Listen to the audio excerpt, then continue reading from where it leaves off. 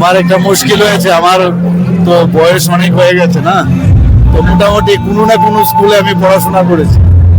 এই শিশু বিহার স্কুলও কিন্তু যখন সেটা জগন্নাথ বাড়িতে ছিল তখন সেখানে কিন্তু নার্সারি আমি করেছি, তখন নার্সারি ছিল ওখানে। যে আজকে এসছে এখানে, তো ওরা বলছিল যে অ্যালুমিনির একটা প্রোগ্রাম হচ্ছে। ওরা অনেকে জানে না যে শিশু বিহারের আসল যে শিশু, এটা তো এখন শিশু আর নেই, সব তো ক্লাস 12-এর ছেলে মেয়েরাও পড়ে। আমরা তো তখন শিশু ছিলাম, তো জগন্নাথ বাড়িতে সেখানে আমরা পড়াশোনা করতাম। ত্রিপুরা আগরতলা শহরে একটাই স্কুল ছিল।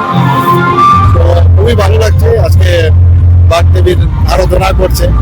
আর আমরা সবাই জানি যে বিদ্যা, বুদ্ধি, ইন্টেলেক্ট এগুলো যদি না থাকে আগামী দিন কিছুই হবে না, না নিজেরও হবে, না সমাজের হবে, না বাড়ির হবে, না রাজ্যের হবে, না দেশের হবে।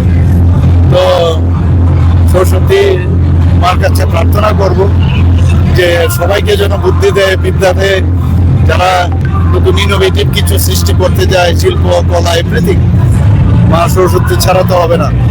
এবং বিভিন্ন সময় আমাদের হিন্দু দেবদেবীদের মধ্যে এক এক সময় এক একজনের কিন্তু মাতৃশক্তিতেই মানে দেখা যায় সবাই বিরাজমান।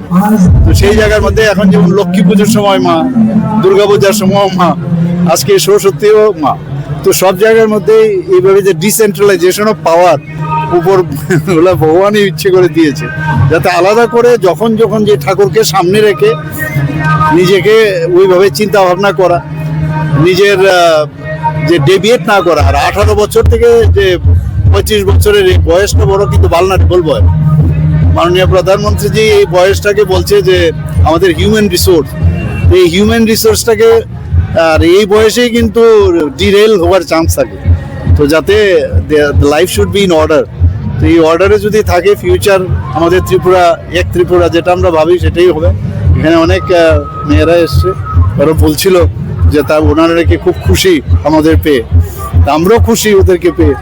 তো খুবই ভালো লাগছে। এবং আমি চাই যে অ্যাটলিস্ট শিক্ষা দীক্ষায় আমাদের, এবং শুধু শিক্ষা দীক্ষা না, খেলাধুলা, এভরিথিং সব জায়গায় একটা। আর এখন তো যে দিন এসছে যে শুধুমাত্র ব্যাটিং করলে হবে না, শুধু আগে ছিল ব্যাটসম্যান, এখন ব্যাটসম্যান না, অলরাউন্ডার হতে হবে। তো খেলাধুলাতেই হোক, শিক্ষা দীক্ষায় হোক, এবং লিডারশিপের যে কোয়ালিটি সেটাও যেন আসে, এবং সমাজের যে সমাজ পরিবর্তনের মাধ্যমে যেন সবাই কাজে আসে, সেটা ভেরি ইম্পর্টেন্ট। সবার কাছে, মার কাছে প্রার্থনা করি